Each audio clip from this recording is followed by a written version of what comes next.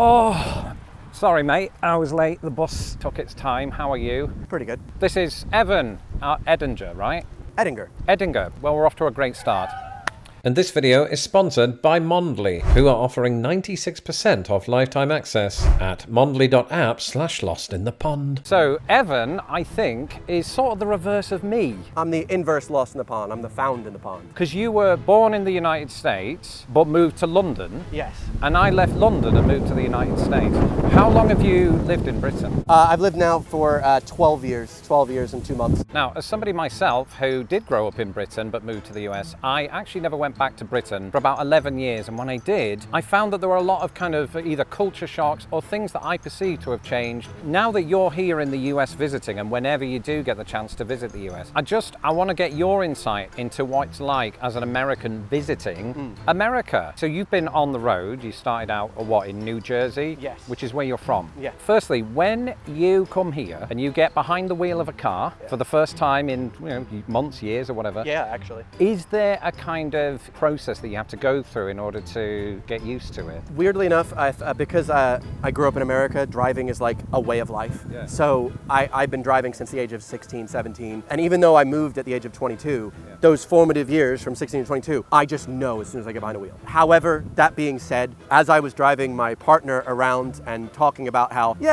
these days I'm mostly just cycling in London, and that means I'm on the left side of the road, I turned right into the left side of the road. Right. And my partner just goes, wrong side! Well, that's good to know. And so since you drove from New Jersey to Chicago, that's what, 800 miles? Yeah, it was at least 1,000 kilometers. Having lived in Britain as long as you have, where 800 miles, you can barely drive that far and not go into the sea. I actually used Britain as a context because I was thinking, I'm driving from South Jersey all the way to Chicago, and if I drove for 10, 11 hours from London north, I'd pretty much be out of the sky, wouldn't I? I'd be out of the country. Yeah. And yet, if you look on a map of the US, there's so much more. But did you get to Pennsylvania and just think, oh, screw this, I want to go and stop at a truck stop for the night? No, I considered sleeping in my car just to save money. But no, I ended up stopping in Pittsburgh, and I found it a beautiful city. I really wasn't expecting to like Pittsburgh as much as I did. And then ended up going to Akron, Ohio. Beautiful, so romantic. So incredible. The Comfort Inn was sweet. Now, the language barrier that Evan and I face is minuscule compared to the millions who have to learn a second language. So wouldn't it be nice if we had an app that helped us do just that? We do. It's called Mondly. With over 125 million users, Mondly is among the top 5 language learning apps in the world. As somebody who lives in a country where Spanish is the second most common language, I've been using Mondly to improve myself in that very department. Hola, soy la sensation de YouTube, Lawrence Brown. And right now you can get a 96% discount for lifetime access to all languages by taking part in Mondly's Black Friday sale. As someone who's really fascinated by the nuance of language, I really like that Mondly's audio examples use authentic accent formations. Better yet, while the app is hands-free, I can learn a language while doing other stuff like running late for my meeting with Evan. And thankfully, Mondly is really good at focusing on practical scenarios that you can use in your everyday life. And then, at the end of each week or month, you can put these newly acquired language learning skills to the test by taking one of Mondly's quizzes. To jump on the sale, go to mondly.app/lostinthepond. The link is in my description below. And at this point, our cameras were almost compromised by strong wind, and not the kind you get from eating too much White Castle. Chicago, the Windy City. Is Britain as windy as this? You know what? The area in which I live in East London is the windiest part I've ever lived in. It's insane. There's so much wind that we get told by the developers, please don't put anything outside in your balconies, it's too windy. Wow, so yes is the answer. I would say yes. Right. You can just stick to one-word answers and we'll just do a 3-minute video. Yes. As the leaves continue to bombard our faces, seemingly nothing could stop Evan from embarking on a seasonally appropriate hot take. Autumn in America is so much better than autumn in England. Saying this just yesterday. And it's not just certain pockets. New Jersey was just orange everywhere, so many vibrant oranges and yellows and reds. And then I drove through Pennsylvania, same thing. Appalachia. Oh, exactly. Beautiful. I feel like in England, you have to go out of your way to a place that has pockets of pretty trees. It's mostly just different shades of brown. Yeah, it is, isn't it? And also there tends to be more drizzle, I think, during autumn in Britain. Which kind of ruins the tree leaves because they fall off quickly before they even get to be nice colors. And the thing to add is, even despite mass deforestation in this country. There's still way more trees in the eastern US than most of Britain per square mile. Yep. When discussing the weather earlier, I forgot to add that this was shot on an unseasonably warm day around Halloween. Because of this, I was concerned that Evan might think that Midwestern autumns are always in the low 70s. The Midwest is way nicer than I expected it to be. It's beautiful, but again, it's not normal, this. No, I meant like the cities. Not just the weather. I was just so impressed because as an East Coast guy who spent a lot of time on the West Coast as well, never touched the middle, I just thought it would be full of, nothingness. I feel like that's how the media portrays the Midwest, but I've loved every minute. As the topic of this is American visiting, it has kind of felt like I'm visiting a foreign country. Whoa, I'm seeing it more from a British eye than an American one. What kind of stereotypes do you hear about the Midwest? Every male has a photo of themselves holding a fish. Yep, I've not been there myself, which proves that I haven't quite become full Midwestern, I suppose. Yeah, I feel like if you've ever watched Gus Johnson's content, he's from Wisconsin. Every little stereotype he plays into, that like accent from, what's that film, Coen Brothers? Fargo. Yeah. I just associated everyone as Fargo. No, also the Midwestern goodbye, taking really long time to say goodbye. But from my limited experience traveling through, I would say the Midwest is like the north of England. Yeah. People talk to you, people are nice, people are just inquisitive and polite. I'm so used to the New Jersey and London experience of, Yeah. The mate, kind of. I wasn't talking. Yeah, shut up kind of Shut thing. up, mate. Yeah. Yeah. And here, people are just like, hey, what are you doing? I literally asked a question to a guy on the subway in Chicago yesterday. We ended up just chatting for like 20 minutes. I would never do that in London. I'd be like, mate, what are you doing? Yeah, I think for me, as someone who grew up in the UK, I have that problem. I've pointed that out before. Sometimes I'll just be walking through Lincoln Park and someone will sort of like look at me with a smile on their face, and I think that's creepy.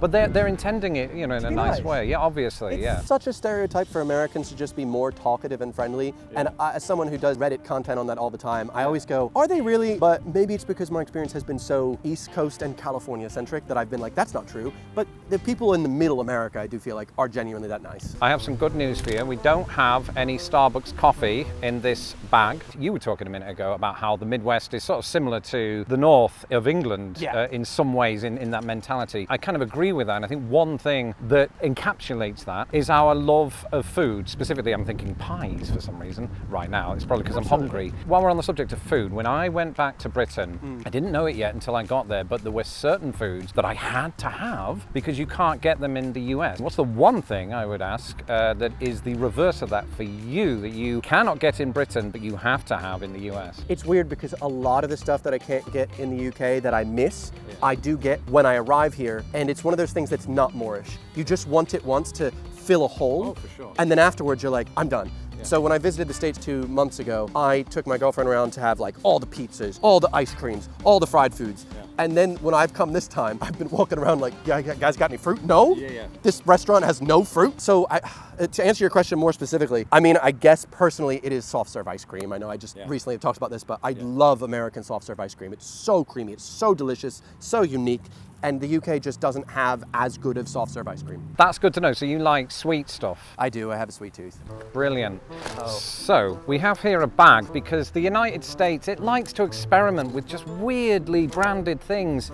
And also, it's the time of year. Oh yes, it's Halloween soon. Pumpkin spice. Oh. Now, question. Has the pumpkin spice phenomenon made it over to Britain? Only at Starbucks. I feel like it's very much just not caught on except Starbucks. I have some good news for you. We don't have any Starbucks coffee in this bag, but what we do have is some pumpkin spice Oreos. No, you read that wrong. It's actually pumpkin spice flavor cream. Even worse. Naturally and artificially flavored. You know, I gave up added sugar. I'm not going to eat this with you. I am going to put you through the hell of trying one of these. I actually really like pumpkin spice as a flavor. Oh, you are. I know I'm a basic boy. You're obviously in for a treat then. The US has over 200 varieties of... Look at this. It's like my cat hovering around me at dinner time. It's just me, and try I that. like pumpkin spice I'll let too, you grab so. your own and let me know what you think of these things. Oh, the smell is amazing. It smells like a Bath & Body Works candle. That's lovely. It's just crunching in my ear. That's so nice. So you It's like so that? good. I thought this would be torture for anyone. It is for me if that's near me. I wouldn't want any more. I'm going to give you the whole... Oh, lovely. To my girlfriend. Yeah, indeed. And if you want to wash it down, we have, this is unbelievable. This is Oh! This is zero sugar, right? So that firstly, it's healthy for you, And it's Oreo flavored Coca-Cola. My girlfriend saw this the other day at the airport, and I went, please tell me you tried it. And she said, no, I'm so excited. Brought Oh one my for God. her. Yeah. We brought an extra one for her. Take it in your I'm gonna- carry-on. Wait, is this over 100 mil? Oh, and I wouldn't put it in my luggage because it would explode. Email it to her. So I think you could wash it down and give us your thought right here on what this like. By the Fizzy way, cookie flavored? I didn't know Americans said fizzy. fizzy drinks. They spelt flavored your way. I actually have been using the U since middle school Yeah. because I wanted to be different. All right, let us know what you think. It smells like Coke. Not like Oreo, okay. Does it taste like Oreo instead of Coke? Have you had this? She's had it. She's have. she's passed on the message. And I decided I don't want to buy anymore.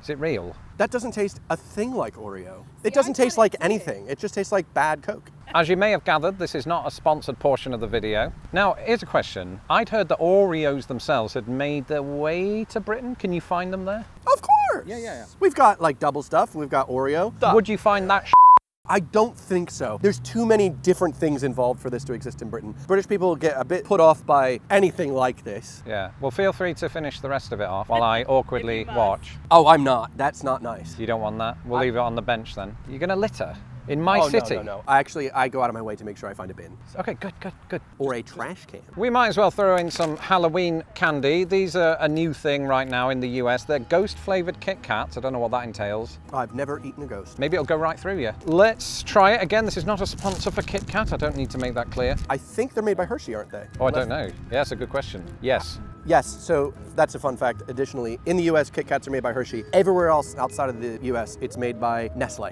That's why in Japan and all the other countries, they have cool flavors. But Hershey's is finally jumping on. Do you hate Hershey's as a Brit? I don't have a deep hatred for Hershey at all. It does taste like sick sometimes. Yeah, it can, especially if you throw up. Yeah, but I haven't thrown up in a while. I just think of it Hershey's now. It's Yeah, fine I with throw up due to the chocolate. Would you like a piece of whatever the hell this is? I don't know. What does it taste like? it. Bit fake. Bit fake? I like the bit in the middle, but the orange stuff is just not nice. What does it taste like? It can't taste like Ghost. We don't know what that tastes like. It just doesn't taste like anything. Really? So it does taste like Ghost then. Oh, it's a bit white chocolatey. I wouldn't want any more. I was going to offer you the entire packet.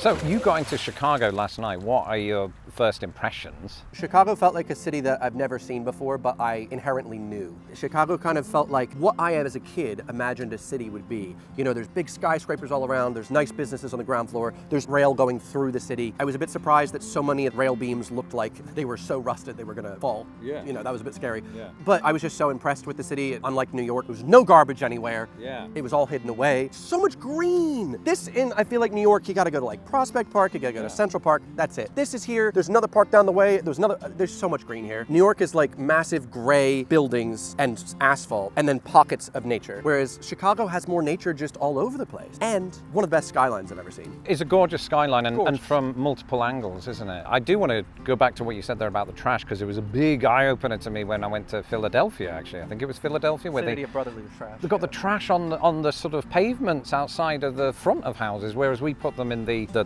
Big trash cans. we put them in the big trash cans in the alleyways. Oh, the dumpsters. In the dumpsters, the skips.